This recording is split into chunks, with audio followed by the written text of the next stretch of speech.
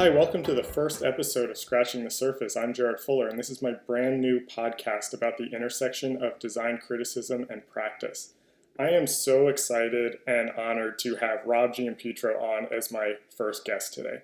Rob is a designer and writer and is currently the creative lead for Google Design in New York. He also teaches at RISD, does a lot of writing, and recently spent some time in Rome at the American Academy.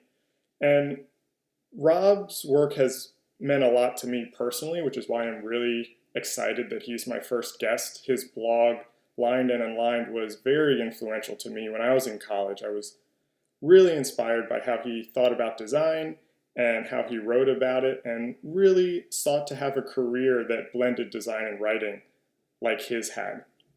When I was in New York in June, I visited Rob at Google's New York office to talk to him about this hybrid career as a designer and a writer. We also talked about how he sees his work on Google's material design as a critical activity. We talked about design's responsibility within culture and the type of design writing that he'd like to see more of. Rob's someone I always enjoy hearing from, and I think that this was a great conversation that I know I got a lot out of, and I think is really a good way to start the podcast. So here it is. This is my interview with Rob Giampietro.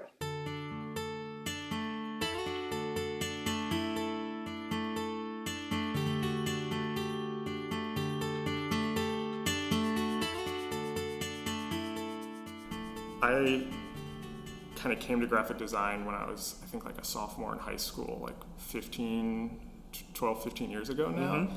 Suburban Pennsylvania, had like never met a graphic designer before. And so this was like 2003, 2004. Yeah. It was kind of like start of design blogs. And kind of like that was when all this stuff was kind of getting popular. And so that was like my first intro into graphic design culture. Yeah. And so I saw designers as these people who were these kind of like intellectuals who were always writing about what they were doing and, you know, making incredible work and then writing about what it meant and what it meant in the world. And I just like ate all of that up, like as a, 14, 15-year-old kid. Yeah. And you were one of those people, Lined and Unlined. And what's interesting, I was thinking about this when I was on the subway here, is that for a long time, I knew you as a writer before I had ever seen any of your work. Mm. And so it got me thinking, for you, like what actually came first? Like, do you think of yourself as a designer first or a writer first? And then also, like, which one came first kind of in the timeline of your life? Of my life? Yeah, that's a great question. So, I mean, I think I was thinking a lot about design as something I wanted to do with my life first. My aunt is a graphic designer in New York, so she was someone that, like, when I was like a teenager, was really kind of like, I thought she was cool. I liked her.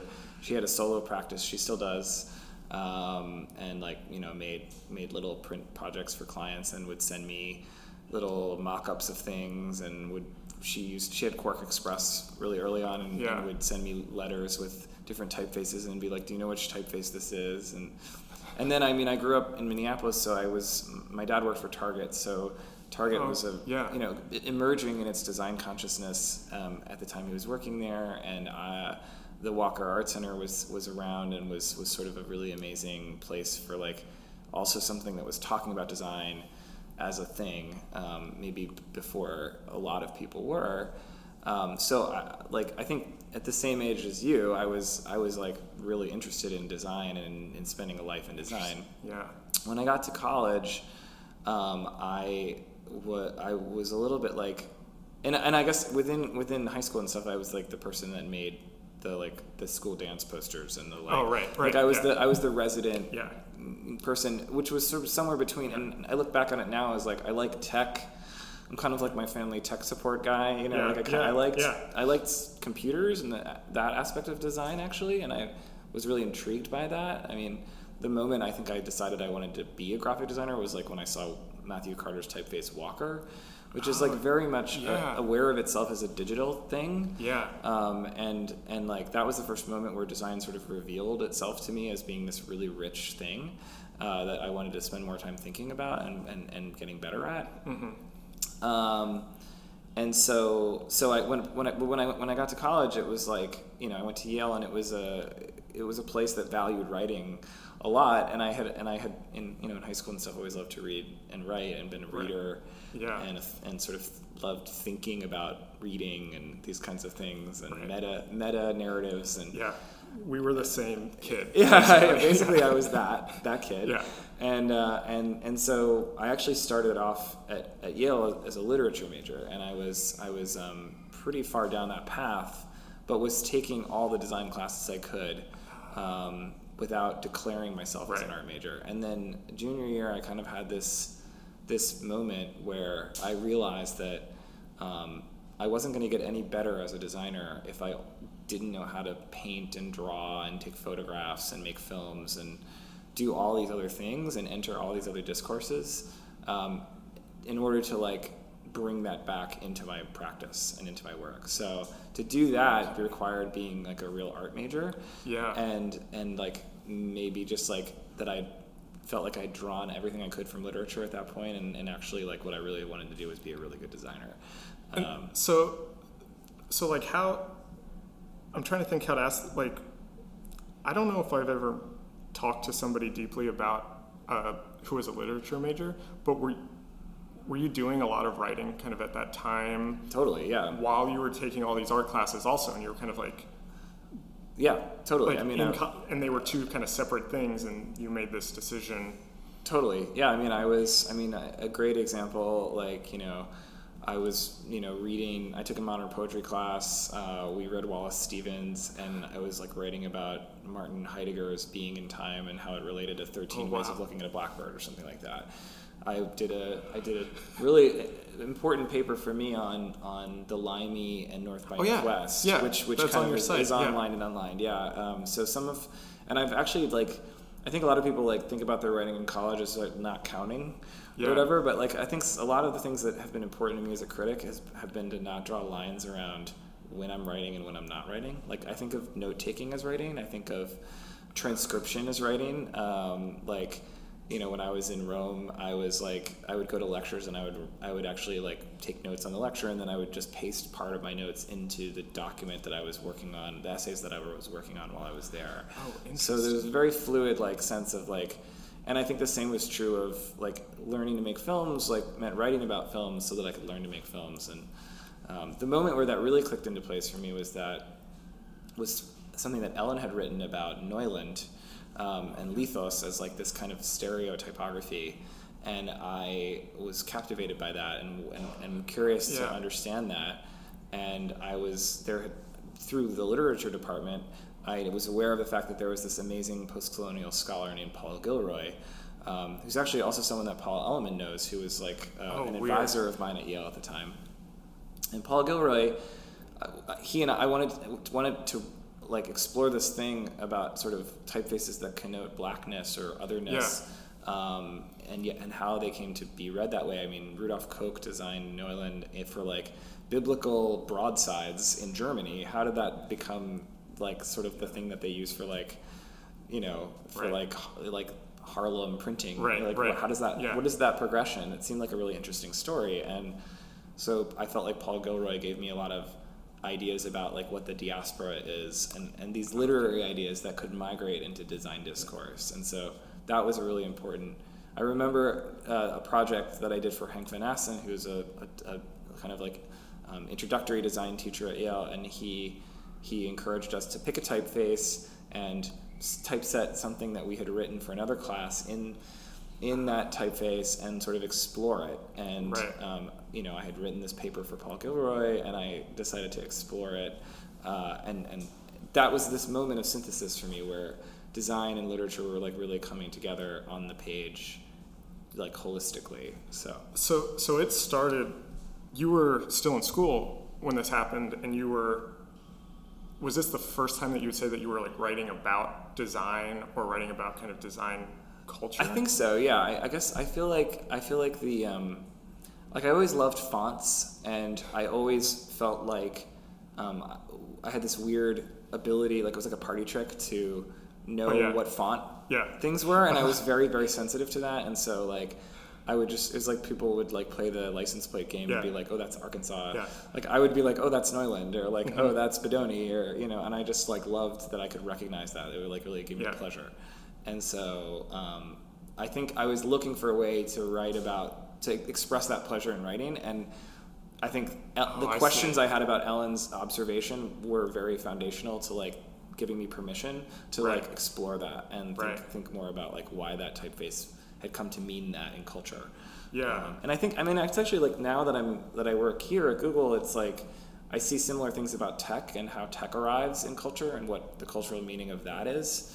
And that's actually like a story that's kind of unfolding right now. And I think something that we have to like keep very close awareness of what the chapters are and how it progresses. Right. But maybe I'm getting ahead of myself. But I mean, that like I kind of mentioned before we started recording, I read School Days, and we are getting ahead of ourselves, but this is kind of relevant. And you were talking about the program era and the kind of like reflexive moment of kind of critiquing and working at the same time, and instead of reflexively modern was the term that you used, and I feel like that is an important discourse that you were talking about it with tech right now, but I feel like that's kind of the same thing that design is going through right now also, and that's kind of why I'm even thinking about what do we need critics for, and why I think material design especially kind of fits into that, because I think from an outsider that kind of is simultaneously putting new interaction models into the world while also kind of strangely critiquing them. Yeah. Which I don't know what to do with that, but I think that's something that's interesting that's happening. Yeah, I mean, I think, so the thing I've been like thinking about a lot in terms of our work, so one thing you can't ignore about Google is the scale of the things that we do. And I think that's actually what changes them and makes them really interesting and different from maybe similar efforts. And you know, you think about the scale of the usage of material design. I mean, it's, you know, there's like 1 million apps in the Play Store that use material design components. I mean, staggering numbers of things. And so I've been thinking a lot about the case study program in the 50s that was really spun up by Art and Architecture magazine. And they kind of had this movement, right, where it was like, go to, you know, use off-the-shelf components. Oh, right. Build your house. You know, it was popularized by a magazine. They did these sort of proof of concepts homes. It was mostly mediated actually by magazine writers and critics, but then with the help of architects and builders. And you know, after the program hit, it had a name too. It was the case study program. Like the material design system. But then after it hit a certain scale, it actually just became how one built one's house in the 50s. And the user base for people that needed houses was in the billions. So you kind of have that moment where you found a problem that's a problem that is a significant scale, and you need to introduce new ideas, theoretical ideas, and also equip people to build with those ideas. And so I see them as being very coherent, very similar. And I think that the way we approach, you know, we'll talk about material design for a long time here, but there may be a moment where material design just becomes design, and where the case study program simply becomes the mid-century, a mid-century home. You know, it's interesting. It's just simply a design of its time. And it's not, and a method of building, like to sort of quote Christopher Alexander a little bit, you know, it's sort of like this way of building. So I mean, I think that's like for me like a really rich area right now, is like anything where you have people that are needing to DIY or needing to transfer design. You know, Terry Dediv, I talk about this in my essay, but he talks about this idea of transmission of how is knowledge like passed on, right? And I feel like a material design system is really a transmission problem. It's how do we get the components to you? How do we teach you how to use them? How do you tell us how to break them? And how to extend them and dimensionalize them? And you know, how does that create a richer a more accessible web and more accessible app ecosystem, so yeah. And it's almost blurring that line between critic and designer in many ways also, where those two actions, which you could view as separate, come together. Yeah. Where I might be stretching this a bit, but it's where like the design becomes a critical activity in and of itself, just by putting it out there and seeing how people respond to it and build off of it. Yeah, well, I think the alternative, I think design is always a critical activity. There's always a thesis where you're saying kind of like, this is insufficient, or this is not correct, or the form of this is poor, or there's a new need that's arisen in the world and design needs to rise to address it. Right. So I don't think that the only other scenario I can imagine in terms of argument is to commodify design and simply say it's a thing that you can go and and I think that in a way, like that, it's just like this like thing that like just people make more of. Right. And I think there is an aspect of design that doesn't always have to be purposeful, but I think regardless of that, it is always critical. Yeah. It's always sort of positing a point of view. I think a lot about Stuart Brand's How Buildings Learn, and he opens at the beginning of that book talking about how the word building is both a noun and a verb. It's the action of building something, and then the finished product is also a building. Yeah. And I like to replace building with design there, because I think I kind of grew up using design as a noun, saying like, this is my design, like look at this design that I made, but that when you flip it to becoming a verb, that's where like the work happens, and that's where it's actually interesting is in that process of designing versus the finished product. And I think that's where this kind of idea of like this critical activity and all of this stuff kind of fits in, where the finished product is just the natural output of kind of all that research. And that's also what you talk about in School Days with research and design thinking. All of that is kind of the process part. Yeah. I think that that's particularly true. I mean, it's, one of the frustrating things about being a digital designer sometimes can be that, there's not this kind of final artifact the way that like you can you can look at the book on the shelf 20 years later and it maintains its form, and the user experience of that book is totally consistent for all users. And I think maybe that's a downside of kind of canonization of digital design, and I've written about this too, but I think the upside is that it actually literalizes what you're talking about, where everything is kind of just a version of the last thing. And so it's actually like a continuous process that never really stops. And I guess I feel like, particularly being here, like there isn't a deliverable and there isn't a client and there isn't an end of the contract. Like everything we do at Dribble, we have to keep maintaining it. I mean, that's what's incredible about working with engineers, is like everything we do here, you have to keep working on it. You have to keep fixing it. There are bugs. There are new technologies that could help the users use that product better. And so it's just they just keep growing. They're very organic in that way. Last week, and I went to the Met's Unfinished show, and I kept thinking about that kind of cliche that we would kind of always throw around when I was at Facebook, is that a website's never launched, or a website's never finished, it's only launched. And that even after it launches, there's bug fixes, and it's like, when is something defined as finished? And looking at all these paintings at the Met, and I just got to thinking about that idea, because there were so many that they were hanging on the wall and they looked like they were finished paintings and they were gorgeous. But the artist, for some reason, has said that they weren't finished. And that kind of definition is even very, very flexible. And is made very apparent when you're working digitally. I think this is where I think the Eameses are very interesting, because they're constantly talking about this is a sketch for a thing, or this is a prototype of a thing, and they're very public with their work in progressness. And I really I feel like that's again consistent with someone who's working really out on the edges of what they know how to do and into things that they don't know how to do, but they're jumping into that anyway. And I think a lot of each art biennale is sort of a reaction to the previous one, and I think intellectual programs unfold in that same sort of that same sort of iterative and reactive sort of progression. So I think like this year's span will be sort of in a way like a reaction to last year's and sort of building on it and tweaking it and sort of reacting to the places it will be and all of that kind of stuff as well. So,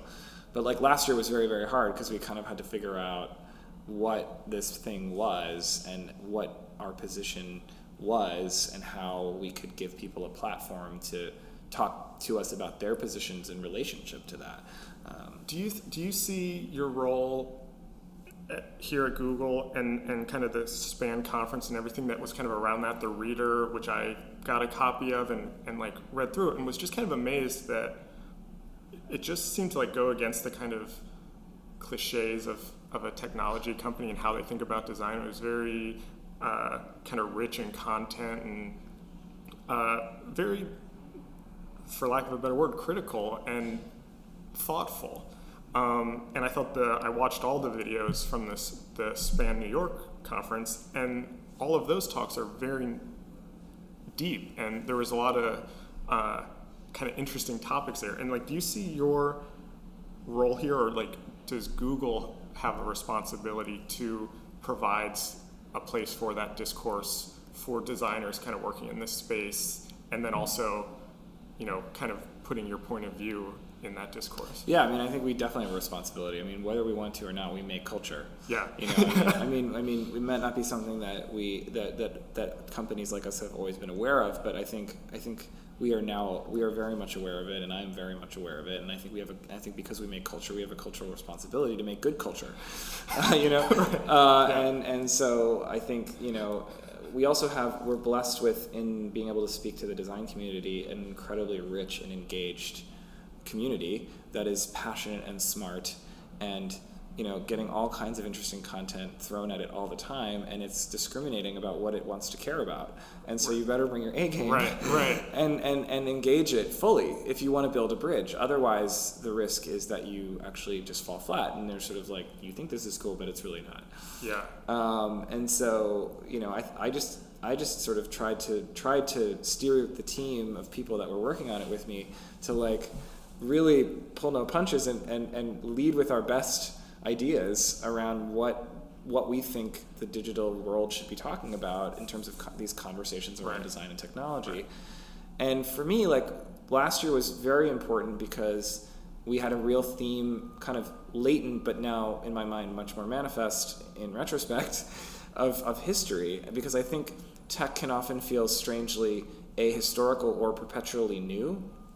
I think when you're an engineer and you're building something for the first time, there's this kind of exciting thing of breaking through and creating new knowledge, and that sort of spirit, which is very motivating, motivates a lot of the discourse of tech. And I think for design, there's this really, really important need to connect to a tradition and to feel that you're part of an evolution of form, rather than a sort of always having this radical break. Right. When in reality, there's not that many radical breaks in form making, actually. Like, it's very cyclical. Yeah.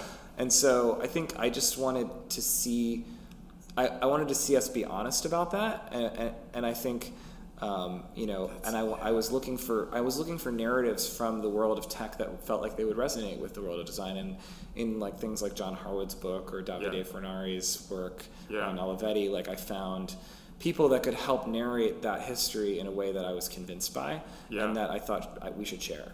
Yeah. So I want to come back a little bit to your writing, and kind of, you mentioned kind of having that moment when you were at Yale, and then you graduated. And so I'm curious, like, once you were kind of out in the, quote, real world, how did you see your practice kind of like immediately as this person who had this hybrid design literature, and you were kind of designing and writing? How did that influence what kind of work you did, the writing that you were doing, the projects you were taking on? Yeah, totally. No, well, it never really left me. Like, so, I mean, when I was at Yale, I designed the Yale Literary Magazine, and I was like buddies with like the poets and the novelists and stuff, and I would get to vote on what was in the literary magazine. There were also like artists in the literary magazine that became very important to me, like Laurel Nakadate is a really important contemporary photographer, and she was a colleague on the literary magazine, and so I think literature like remained important for me at Yale. And then when I graduated, I was really just very eager to like be a designer and get to keep designing things. But I loved the literary magazine as a project, and actually my senior project at Yale was actually kind of a non-literary magazine. It was a magazine of staff professors' unpublished writing. Oh, interesting. And so it was like papers that professors of mine I had heard professors had written that they weren't able to publish for various reasons. So I had a paper about like an electrical engineer who fixed a Duchamp sculpture for the Yale University Art Gallery. That's so interesting. And like he did a whole thing around the circuit board of this machine that Duchamp has created and what he learned about fixing it, and he was unable to publish it, and I just wanted to give him like a platform to do that. And so enjoyed working with text, enjoyed thinking about culture, and found myself in the studio of Bill Gentile and Jessica Helfand, which was called Winter House. And Design Observer was not yet started, but it was just about to start. And they were working with lots of literary clients. So like Susan Sontag was one of our clients. Oh, wow. Yeah, I mean, we had like these amazing people coming through. Bill was a book collector, had an unbelievable personal library, was a member of the Grolier Club in New York. Jessica's father, also a member of the Grolier Club in New York, the book collecting club. Oh, wow. So like an extremely like literary place. Yeah. And I was in upstate Connecticut, and I was like a single guy right out of college, so I didn't have a lot to do. So I basically like designed all the time, which was sort of grad school for me, like where you never go home and you sleep, you sort of sleep at your desk. And, but Bill would have us make us dinner or whatever, and we would hang out and we would talk about ideas. And I think there was one time when I was talking to him about defaults. And how I thought that like it was really interesting. It'd be really interesting to try to design a book or something where you didn't override any of Quark's, which we used at the time, but like Quark's system defaults, and you just were forced to design within the defaults that and that I was seeing more and more people sort of approaching this idea in different ways. And he helped me dimensionalize it, and was I knew about contemporary or conceptual art, but he was sort of like comparing, and we were talking about how they were different and how they were similar. And at a certain point, he was like, you should write about this. And he said, I'll introduce you to Rudy Vanderlands, which was amazing because Emma Gray was very important to me. And he's like, and maybe Rudy will be interested in this idea. And so he introduced me to Rudy, and I told him about my conversation with Bill, and he said, let's do an interview. And that was an amazing. I didn't really understand what was going on in that moment. I just kind of had a hunch, and Rudy was curious because they had done some magazines, Emma Gray magazines, around kind of like what's next, and they had a thing called like That Was Then and This Is Now and What's Next. And to go back to the kind of conversation we were having about reflexive modernity, I think that like I was really interested in what I saw as kind of like this movement back to the formal ideas of modernism, but in a new time, with a new awareness. And so like postmodernism sort of like disrupted modernism and critiqued it, and really kind of had a whole different approach, and was really a reaction to it. But then I thought in a weird way that designers didn't think they wanted to flush modernism down the toilet completely. Like they really, there were things about modernism that they needed to revisit. They just needed to revisit them with like full awareness of the present. And so I wasn't as conscious of Ulrika Beck and the people that I wrote about in school days at the time. It was really helpful to find them through Mark McGurl's work. But I definitely like was sort of asking similar questions in the default systems essay. So or the default systems interview. I don't know anything about really what you did in Rome. I saw a talk, a video of a talk that you did where you did a reading from it. And it sounded, and I had read your kind of proposal that you had posted before, and those seemed kind of different. And so I'm curious, just why were you interested in kind of doing that? And then how has that experience kind of do you think kind of filtered back into the work now that it's kind of done, and what are you still doing? Yeah, totally. So that was like 4 questions. No, that's great. I think I can put them together. So I was interested in going to Rome for a lot of reasons. I feel like I've spent my entire career in New York, and I wanted a new context to think about. Rome seemed like they'd been designing things for a lot longer, and I thought that was actually really, really important to be in that time scale and in a place that was unfamiliar that I could have new reactions to, and in a place like the American Academy that was actually where there were a lot of people around who had different perspectives on where we were, and so I was there with archaeologists and historians and people that were conservationists and historical preservationists and architects and composers and all these different people who had different perspectives on the city. And in terms of what I did there, I went there hoping to have a podcast very much like this, but I wanted it to be about walking, and so I was going to do this series of walking interviews, and I kind of started off on that track and was really unhappy with the results, and I think probably could have gotten them to be something that was better, but quickly found that what I really wanted to do was do the walking interviews, but then return to them and write about them. And that in a way, like I wrote about this in the essay, got very meta, but like that reading a text can be like taking a walk, and that the way an essay unfolds can actually be very associative, much like the process of wandering through a city. And I mean, I'm not the first person to have this idea, but I think I wanted to have my own individual version of it. And the idea to go to Rome came about when I was at the McDowell Colony doing a writer's residency, and I would take these walks every day on the grounds, which are beautiful, and there's like 6 miles of trails or something. Then I would get back to my studio and I would write a little bit about what I was thinking about at the time, and it just felt like I was in a really good place as a writer at that moment. And so I felt like, oh, well, the perfect thing to do would be but I felt a little isolated there sometimes because it's very, you're really by yourself. So it was like the perfect project would be walking and social interaction and kind of mobility and movement and these things that I was starting to get more and more interested in technology and interaction and the way that your body moves through space, the way that it activates new relationships with the built environment. And then, I felt like podcasts were like where design criticism was starting to become really interesting. Things like 99% Invisible were kind of feel like the emigres of now. Interesting. And because there's no visual component to them, they actually invite sometimes a deeper connection.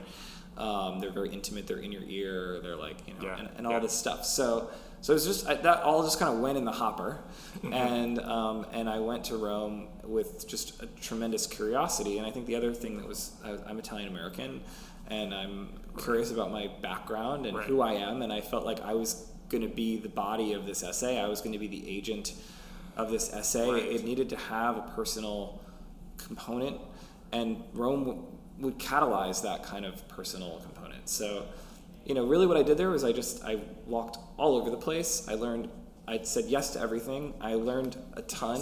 I went on things I never planned to do, and then I tried to think about what it all meant when I got home at night and write about it and slowly cobble that into a thing that made sense. And I'm still doing that. And so, there's about 30,000 words of new writing that came out of Rome, and I think for this kind of one essay is triangulation, and then it's starting to break up into new essays and maybe chapters, and I don't know.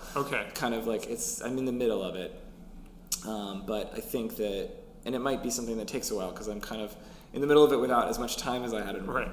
And also this experience is sort of reflecting and changing back what I learned there.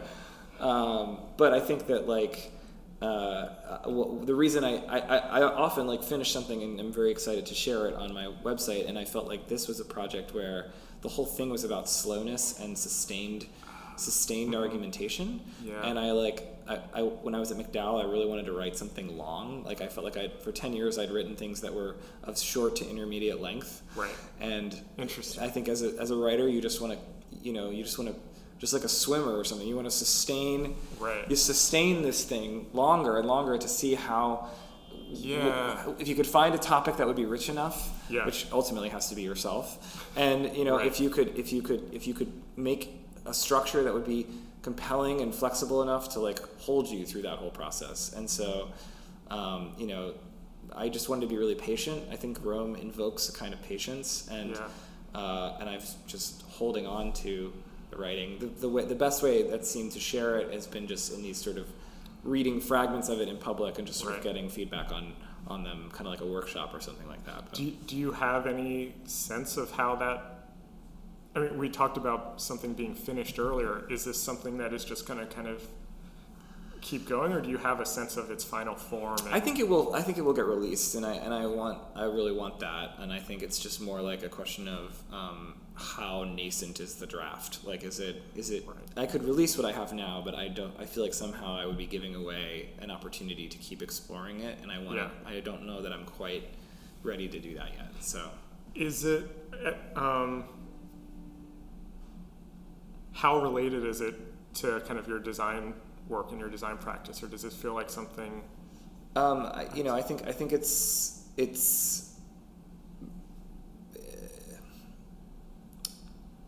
I think Rome is like almost like a dream space in a way right now. Okay. Like it's like a place to escape and think about time in a really like long-term sense. Okay. And it's also like I can keep rewalking and having new experiences within the experiences I had there, Interesting. So like going to the first Montessori school or like, going to Mussolini's gym and like, thinking about what how these spaces connect to the restaurant down the street that's immediately nearby them or the like, artifacts that are buried underneath them and how walking over these things and your body connects them in time. Like, I think that's actually just like pure writing for me. Like it's really just dispersing facts in an order and trying to make them resonate and be compelling and connect to one another. And so I think I escape into the building of that sometimes, but I think Rome was an extremely technological space. Like the Colosseum is an incredible device for like aligning up, like someone at the American Academy sort of quipped to me that like the Colosseum got all Roman citizens to face the same direction, and so like it's this kind of like building that operates as a kind of political device, right?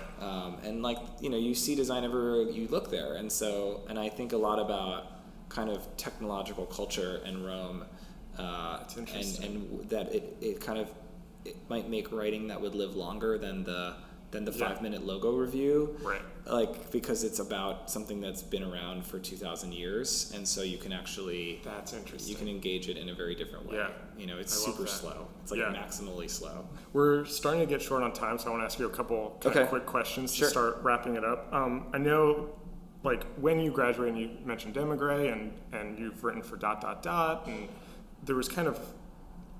It's easy for me as someone who kind of just missed the kind of 90s, early 2000s design culture. I kind of like came into this at the end to look at that as like with like rose tinted glasses and see it as like this kind of amazing time to be a graphic designer. There's the desktop publishing, and then there's all this critical activity, and then to look at kind of the design culture that I work in and feel like that kind of excitement is missing or lacking.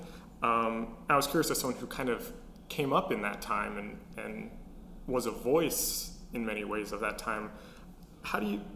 What differences or similarities do you see between that kind of critical culture that is easy to kind of look back at as this kind of golden age and now, and like what's missing or what do we have now that you didn't have then? Yeah, I mean, I think one of the things is that and I wrote I gave a talk at the New Museum for their generational show about just generations in design, and one of the things that I talked about in that essay or that talk was the idea of that modernism kind of operated at a mass scale and postmodernism operated at a more individualized scale. Designers became authors because design became individualized, and design moved to the academy to be able to support that individual agency and action as a cultural actor. And so I think that that is why partly why some of that discourse became so rich. Is that people were academics, and that was what designers were valuing in that kind of postmodern moment. Yeah. I think it's also I don't know. I think it was also a smaller group of people. Yeah. And design, again, like, this is where scale matters. Design has gotten much larger in scale, and so there are many design cultures now. And again, this is where I think like Ulrike Beck is an important thinker, where they writes about these ideas of individualization, that in a kind of society, in a reflexively modern society or networked society, people are not living in family units anymore. There is no mass culture. There's only sort of individualized narratives of the self that have to get revealed in real time and explained. And so a lot of what the design critics are needing to do right now is actually just negotiate and navigate for everyone how to find design, and everyone's sort of telling their own story about it, and so I think some of the cohesion that comes from the postmodern times is not there. There's not that kind of central critical class that there was before. There's just also a lot more talk. I think your project will be interesting because it's like, I think you want to find valuable talk, and I celebrate that. But there's definitely a lot more talk than there was when I got out of school. I mean, there's a ton more people talking about design. I think it's just a question of like, what do we need them to talk about? Exactly. A little more. I last week did a workshop at Triple Canopy talking about publication and kind of everything around that, distribution, publics, kind of things like that, and their kind of original motto was they wanted to slow down the internet. And I don't know, there was something about that really resonated with me with this project, in that I think a lot of like design criticism could be slowed down a little bit, instead of these kind of like hot takes that are I'm sure you are familiar with it, just with like the Google Mark redesign. Totally, it was like immediately everybody suddenly had an opinion on that, and now we're 6 months, 10 months away, and it's like, well, now would actually be a good time to talk about it, that it's like settled in, and now it's like in the world. Yeah, no, I generally don't. I mean, I admire people like Armin who can do those kind of very immediate takes on things, but I think as a critic and as a designer, it often takes me a while to know what I think. And I think Michael Beirut did. You should really, you'll talk to him about his design as a spectator sport. I really do think that that those sort of things are for designers are entertainment, not for society. I think for businesses that do them, they're actually very critical problems that they're trying to solve within a competitive marketplace, and they feel that this approach will help them with that problem. But I think for designers, everybody has their own perspective, and I think the kind of pleasure of not being in the hot seat but being in the critic's seat is really tempting and really enticing. I love also, it just makes me feel really good that you say that it takes you a while to kind of figure out what your opinion is, because I definitely feel that way, and then it also takes me I'm a very slow writer, and so I feel like by the time I get this thing out, it's going to be old news or whatever like that. Do you write every day? I've gone through periods in my life where I do. I don't at the moment. I feel like I think out loud a lot, and I think teaching actually helps me write, because I say things and then I'm like, wait, that was interesting. Like, or students say things to me, and the same thing happens here all the time. I mean, I feel like, I feel like when I'm constantly meeting people and just being like, wow, I never thought about that before. Just people really open my mind here about things I never thought about, and there's just so many people with different knowledge bases that help me understand design better and tech better.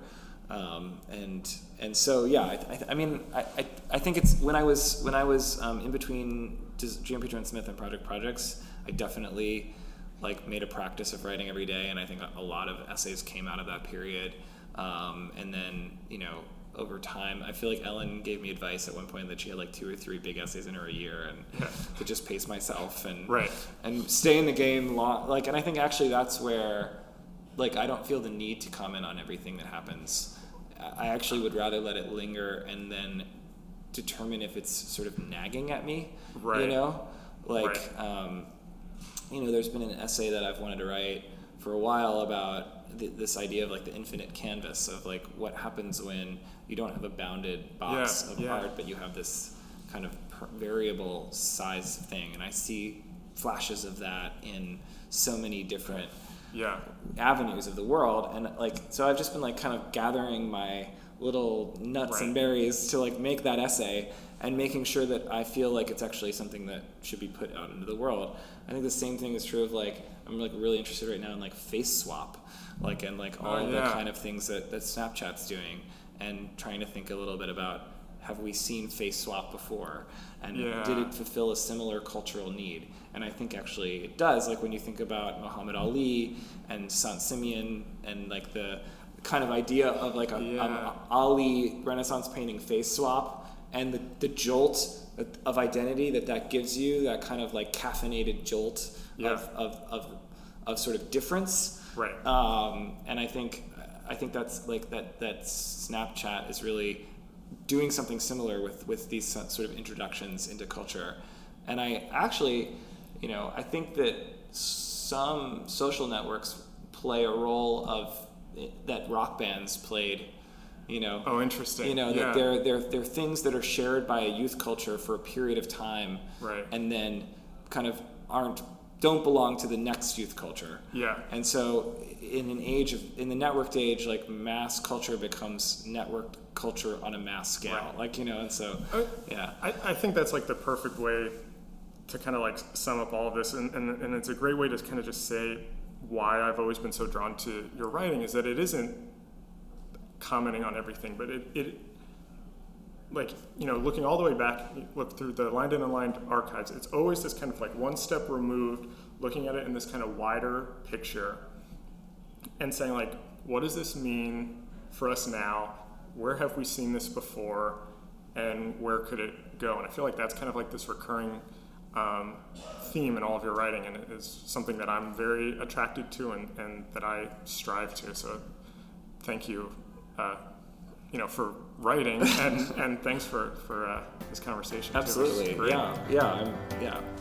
This episode was recorded on June 24th, 2016 in New York City. Our theme music is by Andy Borgasani. We're on Twitter at Surface Podcast, and you can find us on iTunes and SoundCloud and at scratchingthesurface.fm. Thanks for listening.